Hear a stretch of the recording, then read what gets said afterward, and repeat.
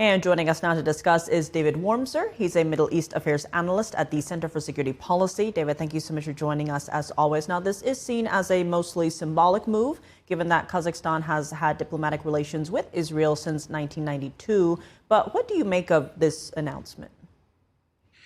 Well, first of all, it does build a little bit of momentum. I wouldn't say it's a massive amount of momentum, but it's good. It's good. It's the right direction. In the Middle East, when anything goes the right direction, it's a good day. But I put a little more importance to it than simply validating something that was done already in 1992. I believe that there is a block emerging. The last day that J.D. Vance was in Israel about 2 weeks ago, he said something about hopefully Israel can expand the Abraham Accords. And with the expansion of the Abraham Accords, we form a strategic bloc that then begins to anchor American and Western interests that allow us to disengage from the area to some extent. And I think now when you're seeing Kazakhstan is an important country in terms of energy, in terms of all sorts of things, and it's a big country, I think that you see the bloc that J.D. Vance is talking about is expanding, and it's beginning to gain real anchor. And digging into that, officials said Kazakhstan's participation in the Abraham Accords would enhance their bilateral trade and cooperation with Israel. That is similar to what the Wilson Center said happened to the other countries that signed on to the Abraham Accords before. Talk to us about how the Abraham Accords have boosted people-to-people relationships in private and civil sectors. Yeah, there's no doubt Israel is one of the hotbeds of innovation and industrial capability in terms of the new economies, in terms of what makes a new economy, namely high tech and so on and so forth. And yet in a lot of these countries, you have either pockets of interest in that, or you have money coming from other sources like oil and so forth.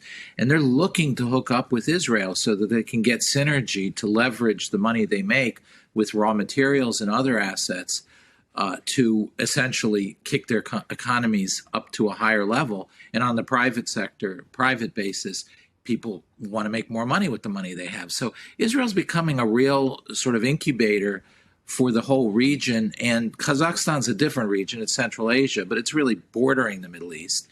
And it also is the same. It's also a lot of old trade patterns. Kazakhstan's a very strategic relation. It's on the Silk Road. These are sorts of large-scale corridors that really are to our advantage if they fall to peace and begin to establish a basis. And finally, it's a blocking maneuver to China. On that note, looking ahead, in your view, what other countries could we see sign on to the Abraham Accords during President Trump's second term?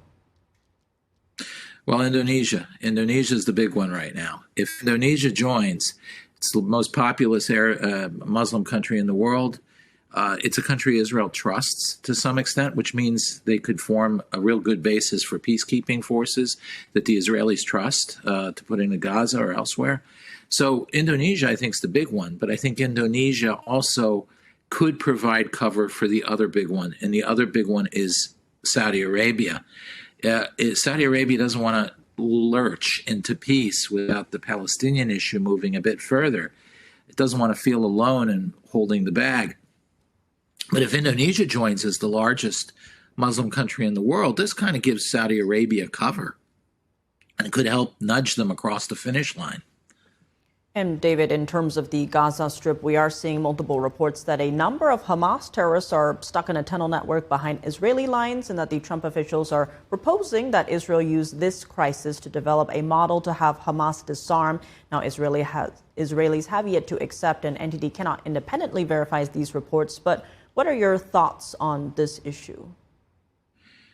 It's a tricky issue because clearly the Israelis, under an Egyptian proposal, would allow the 200 or so terrorists to depart from the tunnels and out to where Hamas is, or out of the area, but they would have to give up their weapons along the way.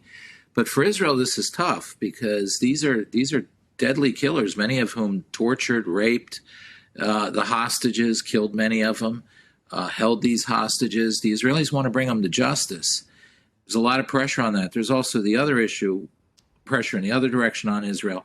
There may be dead hostages in those tunnels still. And Israel is afraid that if they just say fill the tunnels with concrete and kill the terrorists, they may lose those dead hostages forever. So there's a lot of cross pressures, but there is a model here, true, where I think the administration's pushing it, which is let them go to outside the area, but they give up their weapons, and that's a good model for the rest of Hamas to give up and go into exile without their weapons and give the weapons up to an international force. Well, David Wurmser, as always, thank you so much for joining us. Thank you.